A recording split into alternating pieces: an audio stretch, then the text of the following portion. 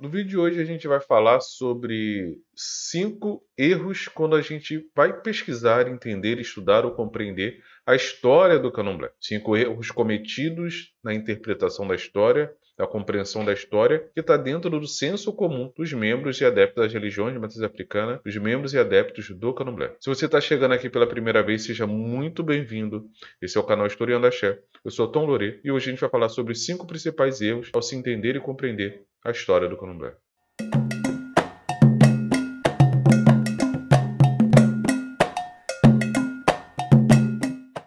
O erro número 1 e principal erro é entender ou compreender ou acreditar que o Candomblé é de origem nagô-iorubá, desmerecendo qualquer outra influência étnica africana dentro da formação e do estabelecimento do Candomblé. Olhando o Candomblé somente pelo prisma nagô-iorubá, através da Casa Branca do Engenheiro Velho, do Iliomi Axé Airaintilé, ou seja, o Candomblé da Barroquinha, é acreditar que o Candomblé surgiu só e somente só através desse prisma, desmerecendo tanto as outras casas de Nagô-Iorubá quanto a origem diversas de outras etnias africanas no estabelecimento e na formação do Candomblé. Esse é o erro número 1, que não permite que a gente acabe adentrando dentro da história do Candomblé como um todo e não compreendendo a formação do Candomblé como um todo. O erro de número 2 que complementa, que na verdade o que eu vou falar hoje, um erro acaba complementando o outro com relação à história e à formação do Candomblé. O erro de número 2 é a não valorização da cultura Jeje, do Candomblé Jeje, na formação do Candomblé. Ou seja, a cultura Fongbe na formação do Candomblé, ou seja, o culto de Vodun. Quando a gente deixa de lado essa cultura religiosa, acaba tentando reescrever a história para justificar e explicar coisas que estão presentes no culto de Vodun, que faz parte do Candomblé como um todo, independente de nação. Eu gosto de usar, por exemplo, como exemplo do culto múltiplo de divindade no mesmo ambiente, que todo mundo fala que isso surgiu através e a partir das senzalas e na verdade surgiu a partir do culto de Vodun, que sempre existiu, inclusive no território africano, dentro do culto de Vodun, no Togo, no Benin, em Gana, no mesmo ambiente.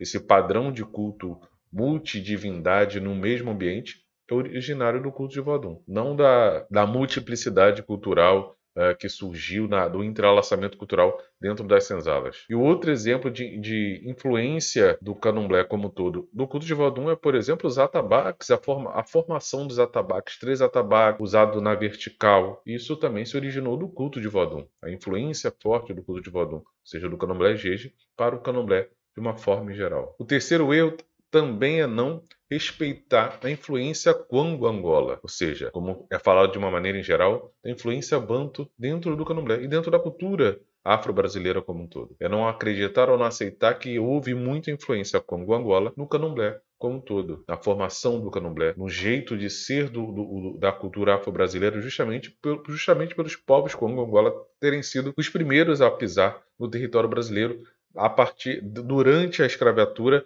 durante a diáspora africana. Uma coisa que eu sempre falo, quando eu vou falar da influência na cultura religiosa afro-brasileira, é que os povos Kwango-Angola planaram o terreno, os povos Fongbe firmaram as bases e os povos Nagô-Iorubá simplesmente deram o acabamento à cultura religiosa afro-brasileira. Mas todos tiveram tremenda e grande importância na formação e no estabelecimento da cultura religiosa afro-brasileira aqui dentro do Brasil como um todo, tanto no Candomblé quanto em qualquer outra religião de matriz africana, nos diversos estados nacionais brasileiros. O quarto erro é a não compreensão das transformações culturais no território brasileiro, para se entender a história do Candomblé. Como assim? A partir das influências Nagô-Iorubá, das influências Fongbe, da influência Kwango-Angola, também teve a influência da cultura brasileira, da cultura que se formava no território brasileiro,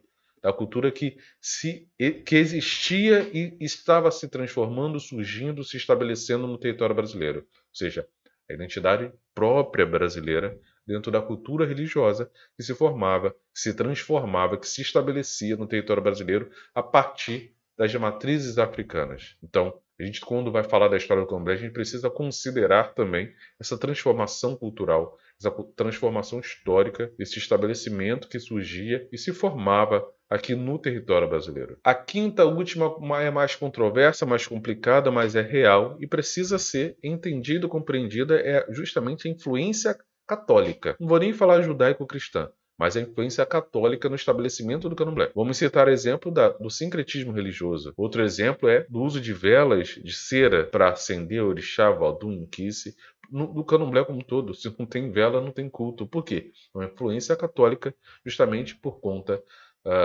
das influências das nossas senhoras antigas, das nossas abates, faziam parte das irmandades católicas e trouxeram muito desse catolicismo que elas viviam no seu dia a dia para dentro da cultura religiosa do candomblé. Ninguém vai fazer nenhum rito se não cantar e não louvar o fogo a partir da vela e começar o ritual a partir da vela, primeira vela que se acende.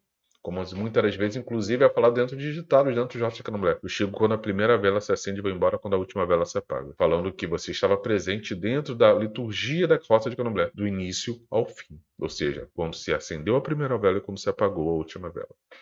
Então, esses são os 5 principais erros na compreensão do candomblé.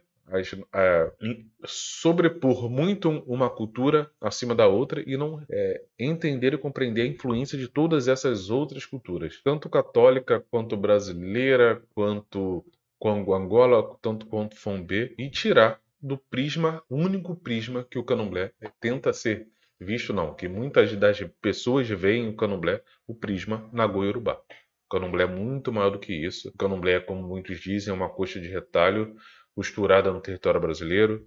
O candomblé é um mosaico gigantesco com diversas peças que pertencem a diversas culturas étnicas e religiosas diferentes. Bom, esse foi mais um episódio aqui do Historiando Axé. Não esqueça de deixar seu like, compartilhar esse vídeo com seus irmãos de Axé que você acha interessante entender e compreender mais sobre a história do candomblé. Os erros que são feitos e percebidos no estudo e no entendimento da história do candomblé. Se você não é inscrito no nosso canal, não deixe de se inscrever e ativar as notificações para não perder os vídeos publicados aqui toda semana sobre história, cultura e filosofia das religiões de matriz africana.